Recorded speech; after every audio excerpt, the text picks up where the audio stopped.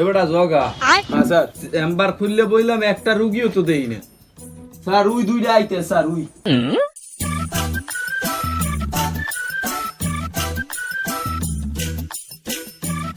Doctor সাহেব আসসালামু আলাইকুম। ওয়ালাইকুম সালাম। আপনার কি সমস্যা কোন? পেটের সমস্যা। হ্যাঁ স্যার 2-3 দিন ধরে কোনো কোনো আগি। ডাক্তার হালার বলে আগ দেখতে পাগল হয়ে গেছে। পায়খানা কেমন হয়? 1 ফিট 2 কেজি আগি। আমি কি কেজি জিগেছি? আমি কি পায়খানা পরিমাণ জিগেছি? আমি জিগেছি পায়খানা কেমন হয়, শক্ত না নরম?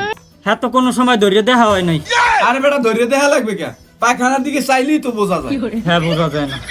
আরে মেয়ে আপনার পায়খানা কি আওইয়ে উইয়ে যায়, মানে উদো হইয়ে যায়? ডাক্তার সাহেব এক কথা হেভিলি। বুঝলাম না আপনার কথা। ডাক্তার সাহেব আমি নদীর পাড়ে শৈলে গাছের উপরে আগ দেবই, বাড়ার সময় পানি নিচে হয়ে যায়, গু পড়লে বোঝা যায় না। আর জোয়ারের সময় গু পানিতে পড়লে হরত করে টান দিয়ে লইয়ে যায়। আচ্ছা আপনি বন আগা বন্ধ হওয়ার ট্যাবলেট আপনার দিতে এ সেট জিবি আগা বন্ধ হওয়ার ট্যাবলেট কি?